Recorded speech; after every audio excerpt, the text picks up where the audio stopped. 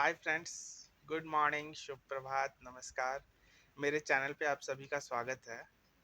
Friends, आज की जो वीडियो है, इस वीडियो में हम एसएससी की तरफ से जारी एक रिक्रूटमेंट आई है, उस रिक्रूटमेंट के नोटिफिकेशन को एनालाइज करेंगे और चेक करेंगे कि हमारे जो दिव्यांग साथी भाई बहन हैं उनके लिए इस नोटिफिकेशन में क्या क्या है, नोटिफिकेशन में एलिजिबिलिटी क्राइटेरिया क्या है, एज क्राइटेरिया क्या है और कैसे हमारे दिव्यांग साथी भाई बहन जो हैं वो इस वैकेंसी का लाभ उठा सकते हैं।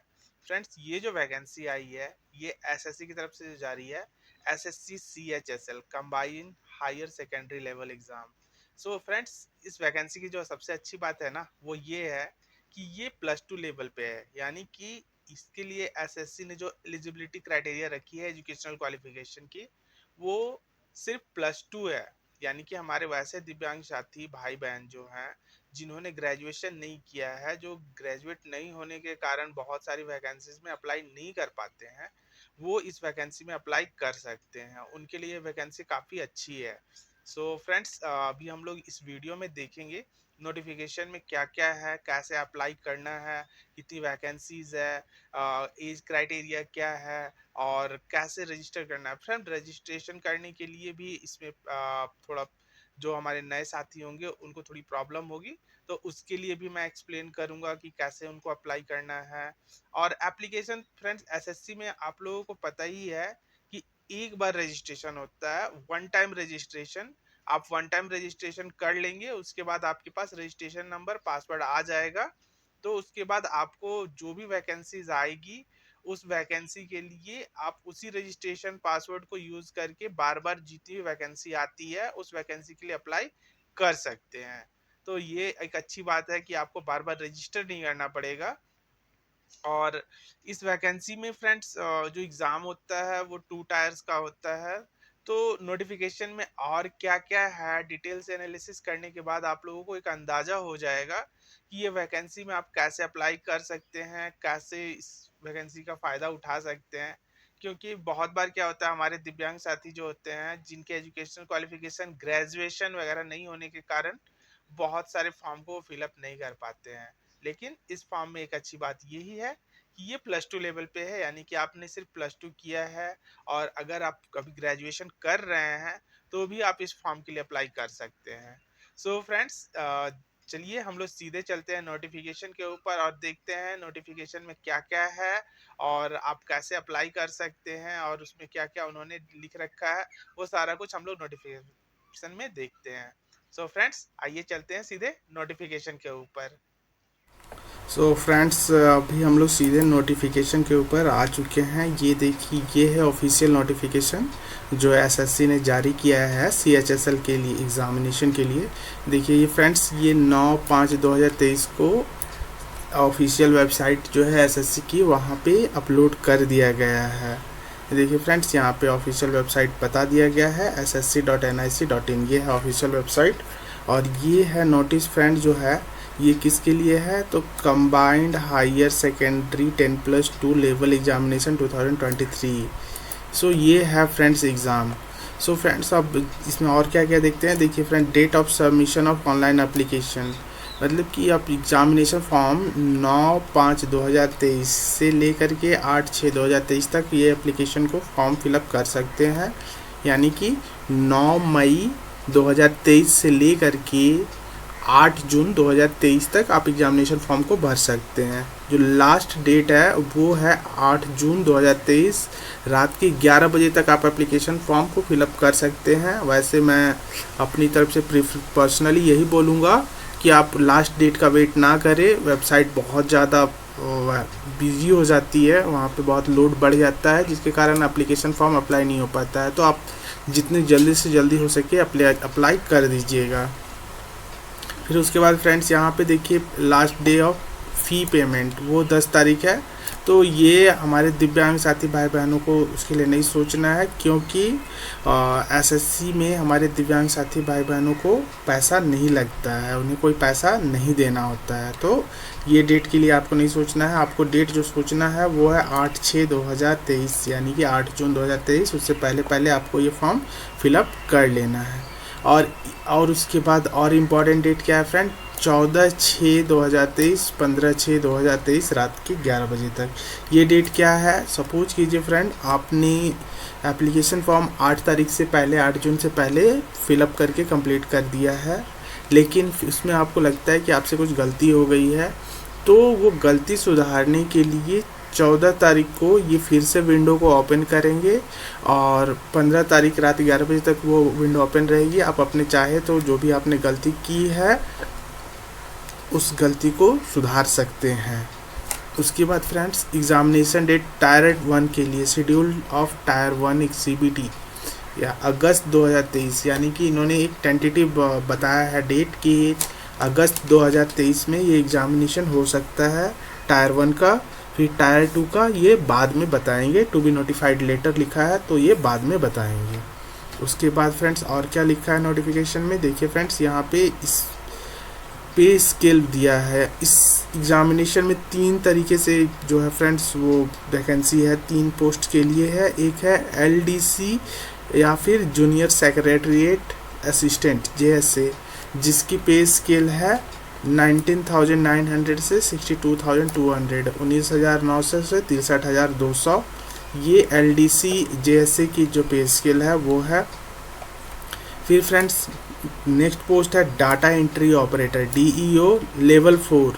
जो DEO लेवल 4 पे अगर आप ज्वाइन करते हैं तो आपकी सैलरी मिनिमम 25,500 से 81,100, और अगर आप लेवल 5 पे ज्वाइन करते हैं तो 29,200 से 92,300 ये आपकी पे स्केल रहने वाली है as a data entry operator. और data entry operator grade A में आप अगर जाते हैं लेवल 4 पे तो आपकी जो सैलरी है 25,500 से लेकर 81,100 रुपये तक है। सो फ्रेंड्स, ये तो पे स्केल हो गया। अब यहाँ पे इन्होंने मेंशन किया वैकेंसी, तो देखिए फ्रेंड, टेंटेटिव वैकेंसीज इन्होंने मेंशन किया 1600, यानी कि 1,600 वैकेंसी इन्होंने अभी मेंशन कर दिया है। फिर उसके आगे इन्होंने लिखा however form number of vacancy will determine in due course.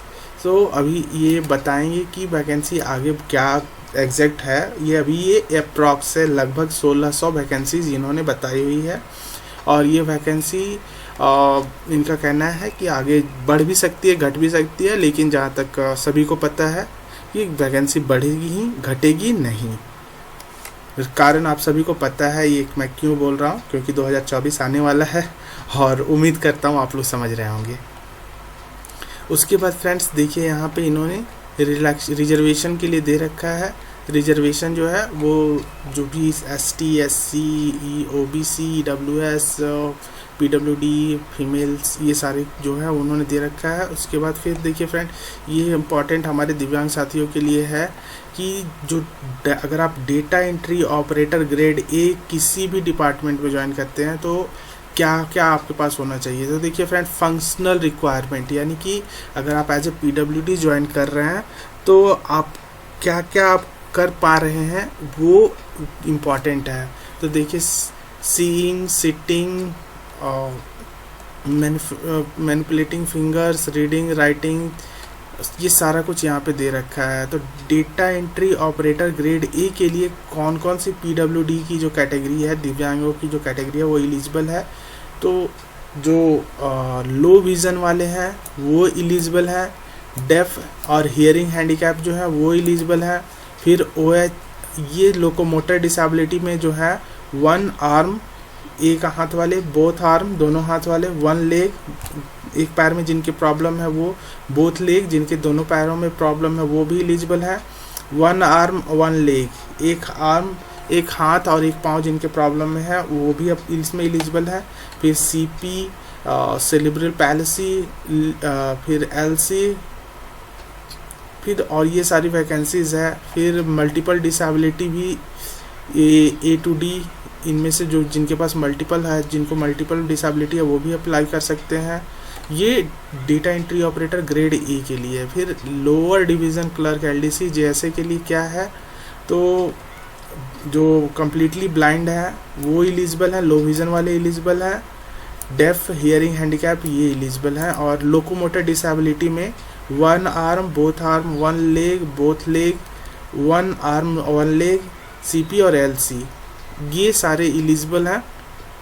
फिर उसके बाद यहाँ पे जो मल्टीपल डिसेबिलिटी वाले हैं वो सारे ये सब एलिजिबल हैं। और यहाँ पे देखिए फ्रेंड्स, फिजिकल रिक्वायरमेंट जो थी वो क्या क्या थी। एस सिटिंग यानी आप बैठ कर के काम कर सकते हैं। एस टी यानी स्टैंडिंग होकर के आप खड़े होकर के काम कर सकते हैं। वॉकिंग आप चल के काम कर सकते हैं। बेंडिंग यानी कि आप झुक कर भी अगर काम करना पड़े तो आप कर सकते हैं। एम एफ मैनिपुलेटिंग फिंगर्स यानी कि आप उंगलियों को चला करके काम कर सकते हैं, क्योंकि आपको पता है ये टाइपिंग पोस्ट है तो आपको उंगलियों की ज़रूरत पड़ेगी। फिर उसके बाद रीडिंग एंड राइटिंग यानी कि आप पढ़ के और लिख कर के भी काम कर सकते हैं। सीइंग यानी कि आप देख कर के भी काम कर सकते हैं। हियरिंग और सी कम्युनिकेशन यानी कि ये सारे जो वहाँ पे आपने ऊपर देखा था, ये देखिए फ्रेंड्स, ये जो फंक्शनल एरिया है, ये फंक्शनल एरियाज़ ये सारे आपको चाहिए।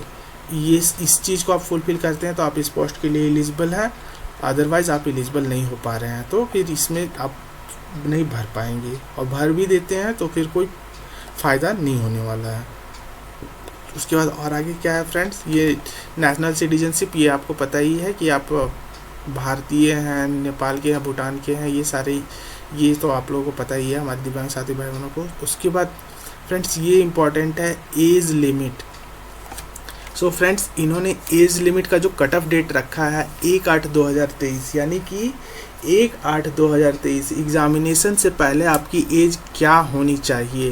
तो इन्होंने यहाँ पे मेंशन कर दिया है, the crucial date for age reckoning is fixed as 1/8/2023 in accordance with the provision of DOPNT-OM number ये dated 14/7/1968। Age limit for the post is 18 to 27 यानी कि ये 18 से 27 जो है ये हमारे जो वैसे साथियों के लिए है जो नॉर्मल हैं, यानी कि उनको कोई रिजर्वेशन नहीं है, वो नॉर्मल है, वो हैंडीकैप वगैरह भी नहीं है, तो उनकी कम से कम एज 18 होनी चाहिए और जो मैक्सिमम एज है वो 27 होनी चाहिए। इन्होंने लिख रखा है कि जनरल जो कैंडिडेट के हैं वो उनका जन्म 2/8/1996 से पहले नहीं होना चाहिए और 1/8/2005 से 5 के बाद नहीं होना चाहिए। तो खैर ये तो फ्रेंड आपके भी लागू होता है जो हमारे दिव्यांग साथी भाई बहन हैं, क्योंकि इस डेट के बाद अगर आपका जन्म हुआ है तो आप एलिजिबल नहीं है, क्योंकि आपकी 18 वर्ष शायद नहीं हो पाएगी। उसके बाद यहाँ पे इन्होंने मेंशन किया हुआ permissible relaxation in upper age limit for different categories in according with extant rule guidance of government of India as under.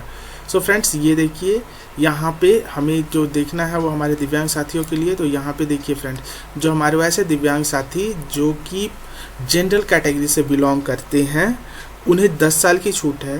तो मान लीजिए कि 1/8/2023 को कोई हमारे दिव्यांग साथी 27 साल से ज़्यादा के हो जा रहे हैं, यानी कि 28, 29, 30, तो फिर भी आपको टेंशन लेने वाली कोई बात नहीं है, आपको किसी तरह की परेशान होने की ज़रूरत नहीं है। क्यों?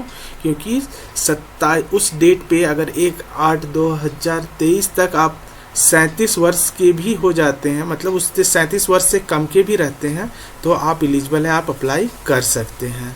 फिर हमारे वैसे साथी जो ओबीसी कैटेगरी को बिलोंग करते हैं उन्हें 13 साल की छूट है, यानी कि अगर 1/8/2023 से पहले आप 1/8/2023 के बाद आपका जो 40 वर्ष हो रहा है तो आप एलिजिबल है। मान लीजिए कि किन्हीं का जन्म तिथि अक्टूबर में है तो वो 1/8/2023 को 40 वर्ष के नहीं हुए हैं तो वो अप्लाई कर सकते हैं।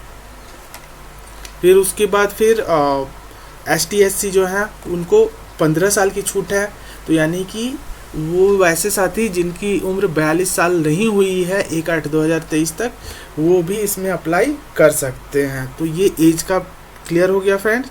आगे देखते हैं और क्या इम्पोर्टेंट है इसमें फ्रेंड। उसके बाद फिर देखिए friend, date of birth filled by candidate in online application form and recorded in matric and secondary examination will be accepted by the commission for determining age. No subsequent request for change will be considered. तो friends ध्यान दीजिए, जो आपकी as है ना, वो आप जो एप्लीकेशन फॉर्म में आप एज डालेंगे, डेट ऑफ बर्थ डालेंगे वो, और जो मैट्रिकुलेशन के टाइम पे 10th के टाइम पे आपका सर्टिफिकेट में जो डेट ऑफ बर्थ है वो दोनों सेम होना चाहिए, और ये उसी को कंसीडर करेंगे, उसी को लेंगे। इसके अलावा कोई भी डॉक्यूमेंट आपका वो वैलिड नहीं मानेंगे। तो ध्यान रखिएगा, आप 10th की सर्टिफिकेट पे जो आपका डेट ऑफ बर्थ है उसी के हिसाब से आप फिलअप कर रहे हैं। उसके बाद और क्या है फ्रेंड, आगे देखते हैं। फ्रेंड्स, ये नोटिफिकेशन में बहुत सारी चीज़ें दी गई हैं, लेकिन हर एक चीज़ को आपको नहीं देखना है, आपको देखना है जो आपके लिए इम्पॉर्टेंट है। तो मैं वही चीज़ कवर कर दे रहा हूँ जो इम्पॉर्टेंट है। उसके बाद फिर देखिए फ्रेंड, इन्होंने यहाँ पे मेंशन किया हुआ है कि आपको जो है अपनी कैटेगरी यहाँ पे सेलेक्ट करनी है। पीडब्ल्यूडी में आप कौन सी कैटेगरी को बिलोंग करते हैं, और आपके पास सर्टिफिकेट भी होना चाहिए उस डेट में, अदरवाइज़ आपकी जो कैंडिडेचर है वो कैंसिल कर दी जाएगी और आपको जनरल कैंडिडेट कंसीडर कर लिया जाएगा। उसके बाद फिर फ्रेंड्स यहाँ पे देखिए, provision of compensatory time and assistance of scribe. So friends, अगर यदि वैसे दिव्यांग साथी भाई बहन सभी ध्यान, कंपनसेटरी टाइम सभी के लिए नहीं है, सिर्फ वैसे साथियों के लिए है जिनको लिखने में प्रॉब्लम हो रही है, यानी कि जिनके हाथों में प्रॉब्लम है। यहाँ पे इन्होंने दे दिया है कि बोथ आर्म अफेक्टेड, अगर आपके दोनों हाथ में प्रॉब्लम, आप लोगों को मोटर डिसेबिलिटी से है, तो ही आप इसका यूज़ कीजिए, नहीं तो मत कीजिए, क्योंकि बाद में फिर आपको उसका फ़ायदा नहीं होगा। वो फिर आपको निकाल देंगे उस रिक्रूटमेंट से। और फिर जो कम्प्लीटली ब्लाइंड है उनको ये कंपनसेटरी टाइम है, और जो सीपी वाले के सेरेब्रल पैलिसी वाले कैंडिडेट हैं उनको ये बेनिफिट है, यानी कि वो स्क्राइब और कंपनसेटरी टाइम का फ़ायदा उठा सकते हैं। फिर उसके बाद और क्या है इसमें इम्पोर्टेंट फ्रेंड, कि अगर यदि आप स्क्राइब लेना चाहते हैं तो आपको एक फॉर्म फिलअप करना होगा। वो आपको और जब फॉर्म फिलअप करेंगे आप, तो उस टाइम पे आपको मेंशन भी करना पड़ेगा कि आप स्क्राइब लेना चाहते हैं, आपको लिखने में प्रॉब्लम है, तभी आपको स्क्राइब मिल पाएगा। और अगर यदि आप यहाँ पे देखिए मेंशन किया, in case of the candidate opts for his on scribe, qualification of scribe should be 1 step below the qualification of the candidate taking for the examination. मतलब कि अगर यदि आप स्क्राइब यूज़ भी करना चाहते हैं तो जो स्क्राइब होंगे उनकी क्वालिफिकेशन आपसे एक कम होनी चाहिए। सपोज कीजिए आपने +2 किया है, तो जो स्क्राइब होंगे उनकी जो क्वालिफिकेशन है वो 10th हो सकती है या उससे बिलो हो सकती है, लेकिन आपके बराबर या आपसे ज़्यादा नहीं हो सकती है। वैसे लोगों को वो स्क्राइब के तौर पे नहीं देते हैं। उसके बाद और क्या इंपॉर्टेंट है फ्रेंड्स, और देखते हैं। देखिए, a compensatory time of 20 minutes per hour of examination will be provided to person who are allowed to use scribe as per para 7.1, 7.2, 7.3। तो ये वैसे कैंडिडेट्स, वैसे दिव्यांग साथियों के लिए हैं जो पारा 1, पारा 2, 7.1, 7.2, 7.3 को फॉलो कर रहे हैं। तो उसके लिए 20 मिनट का, 1 घंटे पे 20 मिनट जो है वो उसका बेनिफिट ले सकते हैं कंपनसेटरी टाइम का। उसके बाद और क्या इंपॉर्टेंट है फ्रेंड, यहाँ पे देखिए, 1 eyed candidate and partially blind candidates who are able to read the normal question paper set with or without magnifying glass who wishes to write indicate the answer with the help of magnifying glass will be allowed to use the same in the examination hall, will not be entitled to a subscribe. Such candidate will have to bring their own magnifying glass to the examination center. So friends, जो हमारे VH वाले candidates हैं, अगर वो आप magnifying glass use करना चाहते हैं, आपको छोटा दिखाई देता है, तो आप वो कर सकते हैं। उसके लिए आपको अपना जो है मैग्नीफाइंग ग्लास लाना पड़ेगा। और क्या इंपॉर्टेंट है फ्रेंड्स, देखिए फ्रेंड्स, यहाँ पे एजुकेशनल क्वालिफिकेशन दिया हुआ है जो 1/8/2023 तक होना चाहिए। क्या है, तो data entry operator grade A officer जो है उनके लिए क्या चाहिए, तो 12th pass in science stream with mathematics as a subject from an recognized board and equivalent. So अगर आप DEO ग्रेड A के लिए अप्लाई कर रहे हैं तो 12th आपकी साइंस से होनी चाहिए, और उसमें भी साइंस में आपके पास मैथ होना चाहिए, तभी आप उसके लिए एलिजिबल हैं। फिर उसके बाद नेक्स्ट जो है क्या है, LDC JSA DEO grade except DEOs in Department of Ministries mentioned in 8.1। यानी कि अगर 8.1 के जो हैं इसके अलावा अगर यदि आप अप्लाई करते हैं तो आपको क्या कि यहाँ पर चाहिए, candidate must have 12th pass standard pass और equivalent examination from a recognized board और यूनिवर्सिटी। तो आप 12th पास हैं तो आप ये दूसरे पोस्ट के लिए भर सकते हैं। उसके बाद और क्या है, the candidates who have appeared in their 12th standard और equivalent examination can also apply, however they must possess essential qualification on or before the cut-off date that is 8/2023। यानी कि अभी वैसे साथी दिव्यांग साथी भाई बहन जिन्होंने अभी 12th किया है और उनके रिजल्ट पब्लिश हो गए हैं और 1/8/2023 तक वो इस अवस्था में हैं कि वो डॉक्यूमेंट्स जो है चाहिए होगी मार्कशीट और वगैरह वगैरह वो दे सकते हैं, तो वो भी अप्लाई कर सकते हैं। उसके बाद और क्या है फ्रेंड्स, और इसमें देखते हैं इम्पॉर्टेंट। उसके बाद हाउ टू अप्लाई, कैसे अप्लाई करना है। तो फ्रेंड्स ये आपको पता ही है, मैंने इससे पहले भी वीडियो बनाई है और वो वीडियो के जो लिंक है वो डिस्क्रिप्शन बॉक्स में आपको मिल जाएगा कि कैसे आपको रजिस्टर करना है और कैसे आपको अप्लाई करना है।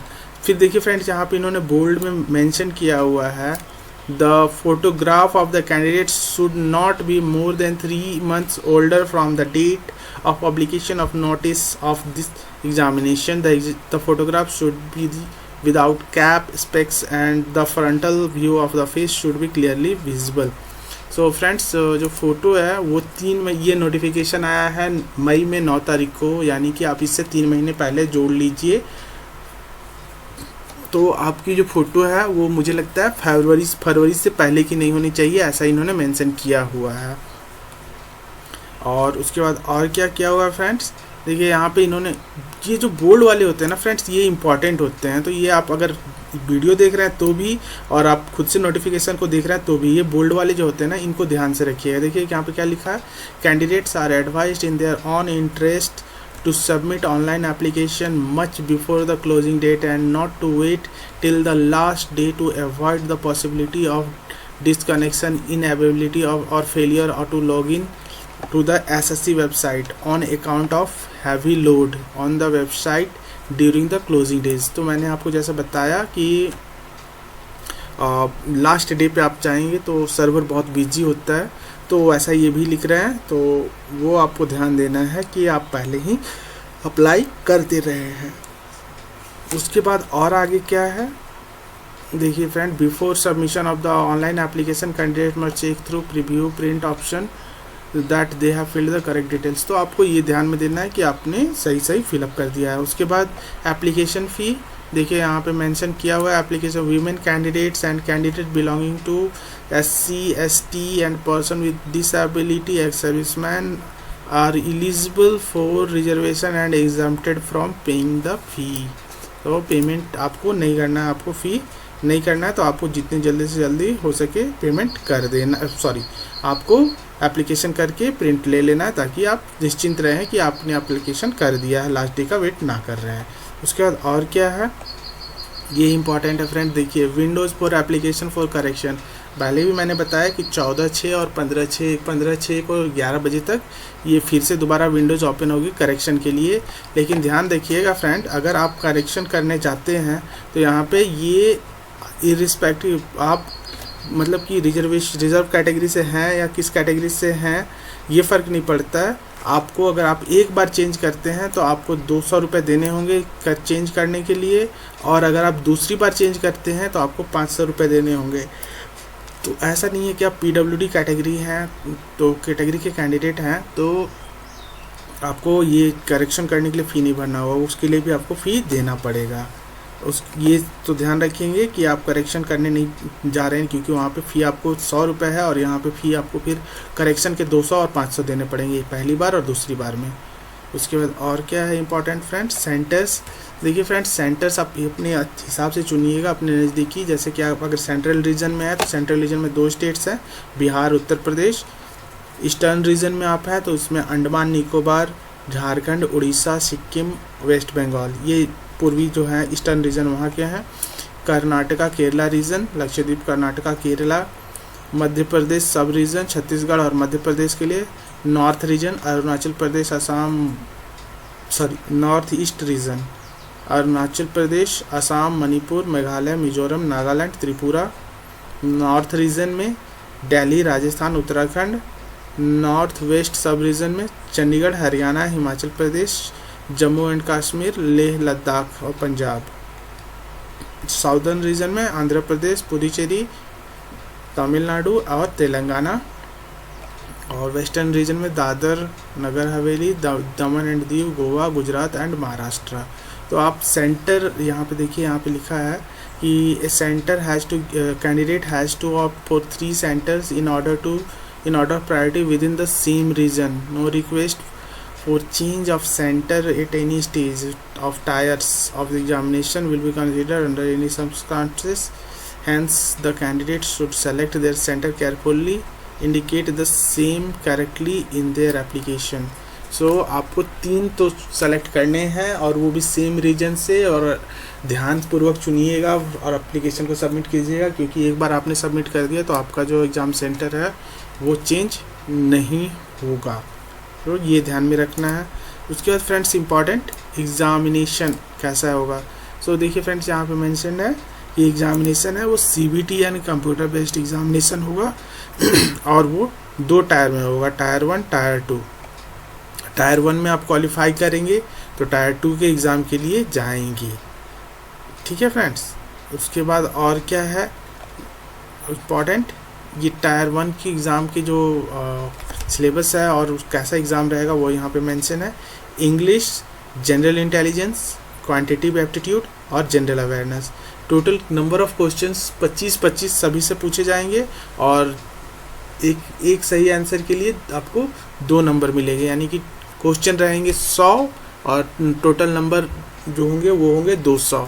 और वैसे जो दिव्यांग साथी भाई बहन जो कंपनसेटरी टाइप का फ़ायदा उठाएंगे उन्हें 20 मिनट एक्स्ट्रा मिलेगा, यानी कि 1 घंटे का पेपर होगा तो उन्हें 1 घंटे 20 मिनट दिए जाएंगे। फिर उसके बाद यहाँ पे और क्या दिया हुआ है फ्रेंड्स, देखिए यहाँ पे मेंशन है कि इंग्लिश जो है वो उसके पेपर इंग्लिश में रहेंगे, बाकी सारे के सारे पेपर इंग्लिश हिंदी दोनों में रहेंगे, या फिर आपने जो रीजनल लैंग्वेज अपना सेलेक्ट किया है वो उसमें रहेंगे। उसके बाद यहाँ पे मेंशन है कि निगेटिव मार्किंग, जैसा मैंने बताया कि 2 नंबर का एक क्वेश्चन है तो 0.5 एक क्वेश्चन गलत होने पे आपके काट लिए जाएंगे, यानी कि 4 क्वेश्चन गलत हो गए तो आपके 2 नंबर चले गए। ठीक है। उसके बाद टायर 2 एग्जामिनेशन, जब टायर 1 आप क्लियर कर लेंगे तो उसमें क्या क्या होने वाला है देखिए फ्रेंड, यहाँ सेक्शन वाइज होने वाला, सेक्शन 1, सेक्शन 2, सेक्शन 3। ठीक है फ्रेंड, ये देखिए सेक्शन 1, सेक्शन 2, सेक्शन 3 है, इसमें क्या क्या होने वाला है वो देख लीजिए friends. Section 1 module 1 module 2 30 number के क्वेश्चन आएंगे। मॉड्यूल 1 में मैथमेटिक्स और रीजनिंग रहेगा, जिसमें 30 क्वेश्चन रहेंगे, टोटल 60 क्वेश्चन, एक क्वेश्चन के 3 नंबर, यानी कि आपको टोटल मिल रहे हैं 180 मार्क्स। और एक गलत होने पे, एक क्वेश्चन गलत हो जाएगा तो आपके 1 नंबर कट जाएंगे, तो यानी कि 3 क्वेश्चन आपके गलत हुए तो आपके 3 नंबर चले गए। और इसको 60 क्वेश्चन को करने के लिए आपको दिए जा रहे हैं 1 घंटे। फिर उसके बाद सेक्शन 2, यहाँ पे भी आपको मिल रहा है क्या, इंग्लिश और जनरल अवेयरनेस, 40-20-60, यहाँ पे भी 1 घंटे।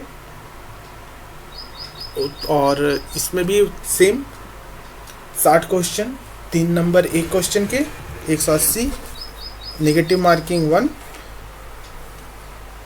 उसके बाद फ्रेंड्स जो है कंप्यूटर नॉलेज मॉड्यूल, ये इसमें 15 क्वेश्चन, एक क्वेश्चन 3 नंबर का, 45 टोटल, और इसके लिए 15 मिनट, यानी कि सेक्शन 1 जो है, सेशन 1 उसमें आपको टोटल 2 घंटे 15 मिनट का एग्जामिनेशन होगा। उसके बाद जब सेशन 2 आएगा, ये जो है ये स्किल टेस्ट है फ्रेंड्स, तो इसमें ईच सेक्शन के लिए आपको 15-15 मिनट का टाइम है मिलेगा, और ये क्वालिफाइंग नेचर का होगा। देख लीजिए यहाँ पे, ये यहाँ पे इन्होंने मेंशन किया हुआ है, सेशन 1 मॉड्यूल 1 मॉड्यूल 2, सेक्शन 2 से मॉड्यूल 1 मॉड्यूल 2, ये सेशन 1 में होगा। Section 3 knowledge, computer knowledge test, और उसके बाद स्किल टेस्ट, टाइपिंग टेस्ट, ये सारा कुछ मेंशन है। It will be mandatory for all candidate qualifying in all section of tyre 2, यानी कि आपको हर सेक्शन में टायर 2 के क्वालिफाई करना होगा, अदरवाइज आप फिर एग्ज़ामिनेशन से डिस्क्वालीफाई हो जाएंगे। वहाँ पे आपको एग्ज़ाम से निकलना पड़ेगा अगर आप सभी के सभी में क्वालिफाई नहीं करते हैं। उसके बाद क्या है, नेगेटिव मार्किंग मैंने आपको बता दिया। There will be negative marking for 1 mark for each wrong answer of section 1, section 2 and module 1 of section 3। उसके बाद और क्या है फ्रेंड्स, टाइपिंग टेस्ट। ये भी module 1 of section 3 computer knowledge test is mandatory but qualifying in nature. Mandatory है लेकिन qualifying in nature है कंप्यूटर नॉलेज टेस्ट। उसके बाद ये देखिए जो टाइपिंग टेस्ट होने वाली है उसके लिए यहाँ पे लिखा हुआ है, इन्होंने मेंशन किया है, module 2 of section 3 will include conducting of skill test, typing test, और सेम डे पे ही होना हुआ ये सारा कुछ। उसके बाद यहाँ पे जो मेंशन किया हुआ है फ्रेंड्स, ये देखिए, skill test is mandatory for data entry operator, no candidate is exempted from in this skill test. ठीक है, तो ये ध्यान रखिए कि स्किल टेस्ट सभी के लिए है, आप PWD हैं तो भी आपको, लेकिन इसमें आपको छूट कहाँ मिलेगी वो मैं आगे बता रहा हूँ। ये देखिए, ये अगर DEO ग्रेड A में है तो आपको 15,000 की डिप्रेशंस जो है वो 1 घंटे का होना चाहिए।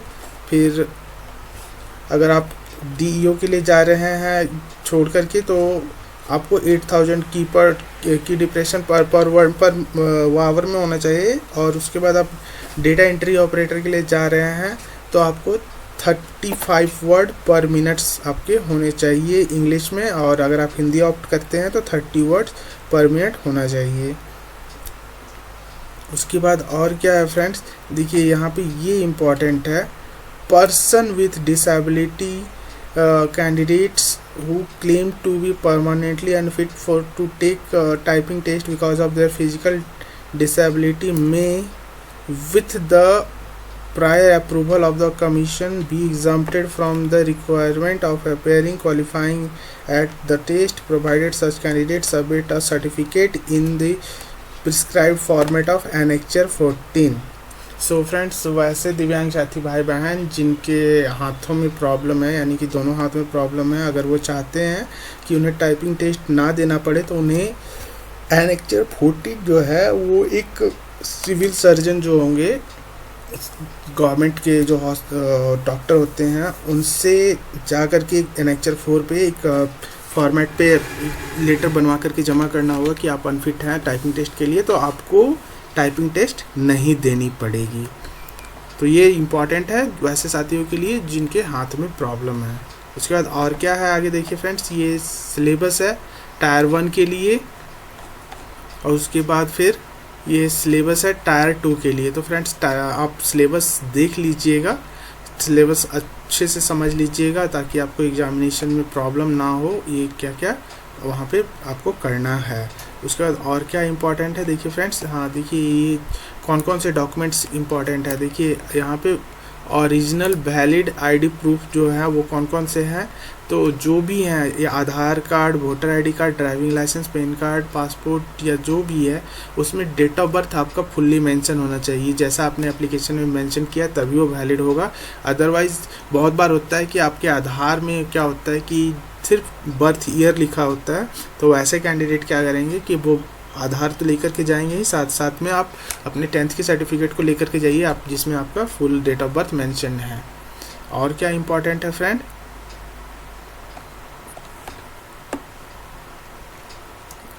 Post preference.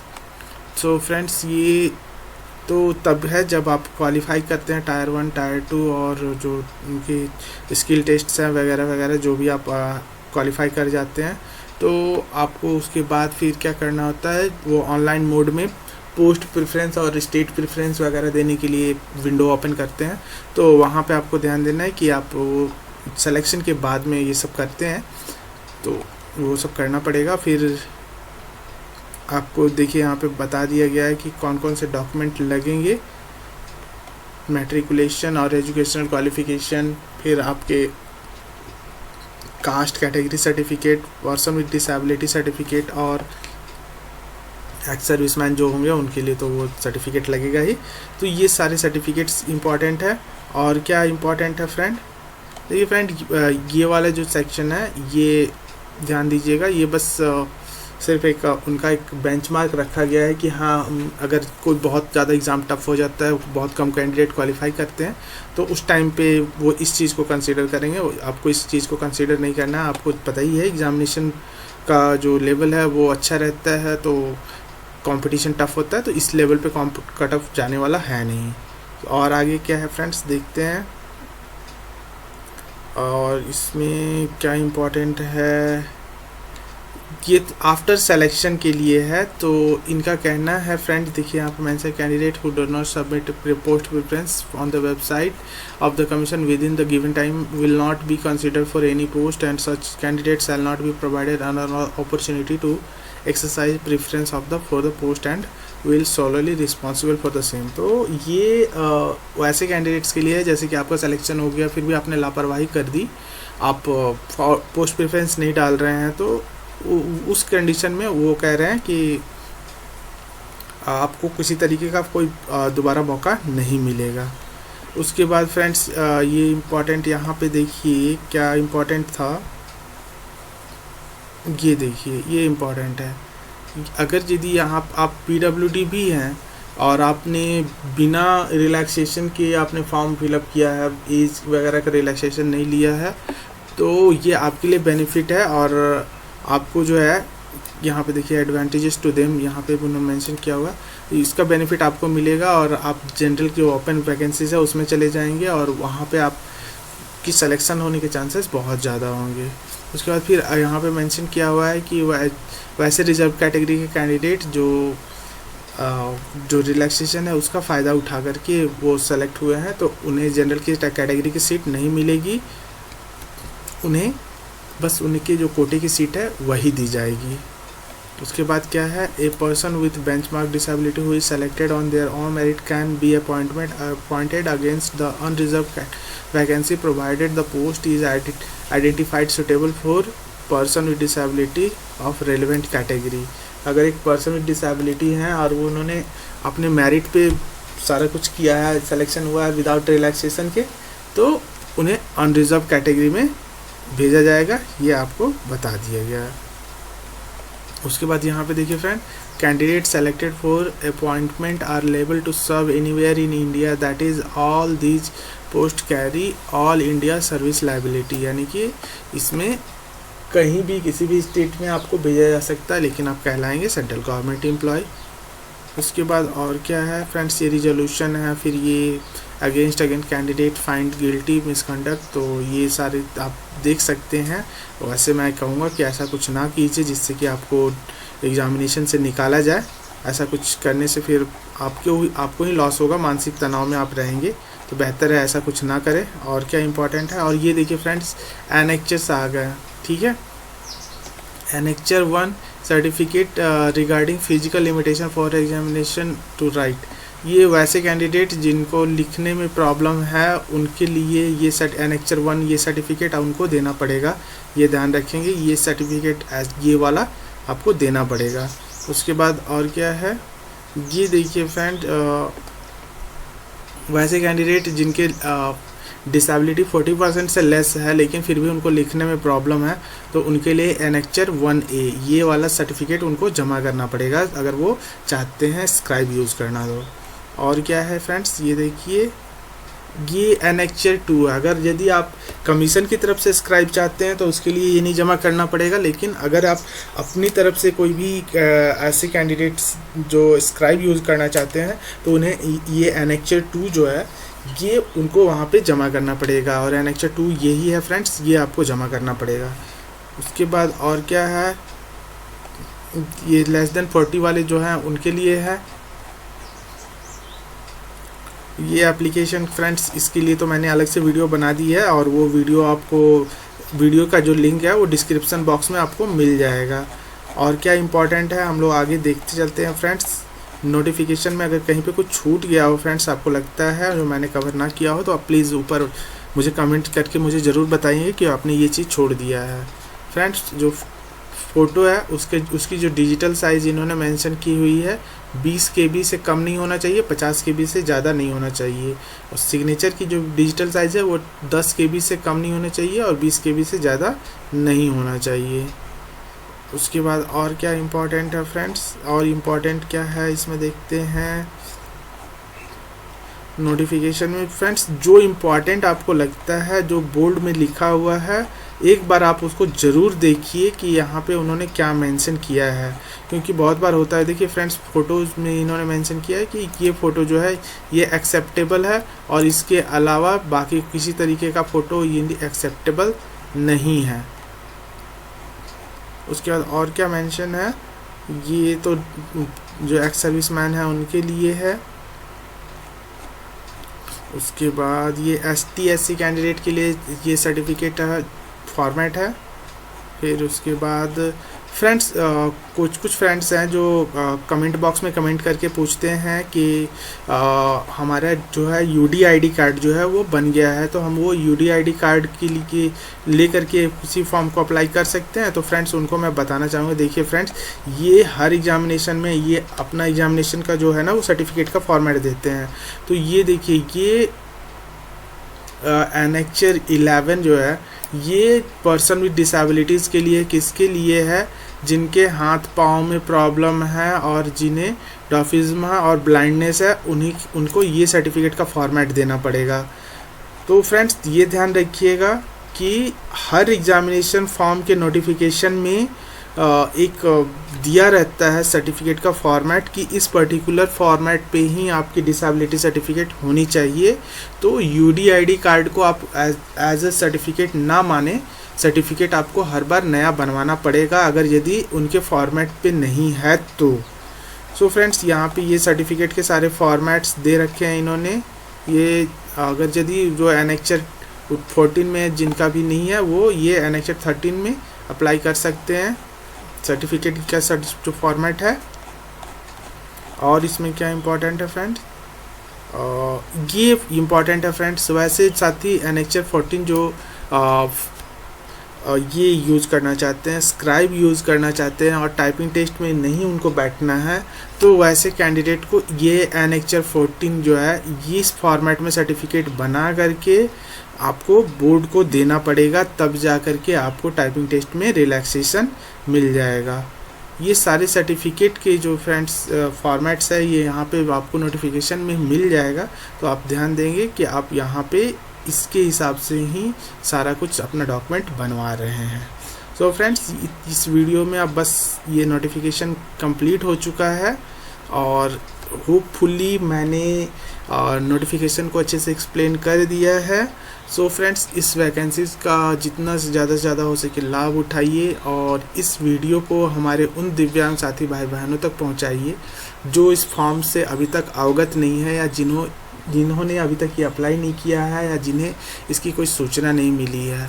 सो होपफुली आप लोग वीडियो को आगे ज़रूर पहुंचा देंगे और उम्मीद करता हूं कि आप लोगों को सारा कुछ मैंने एक्सप्लेन कर दिया है।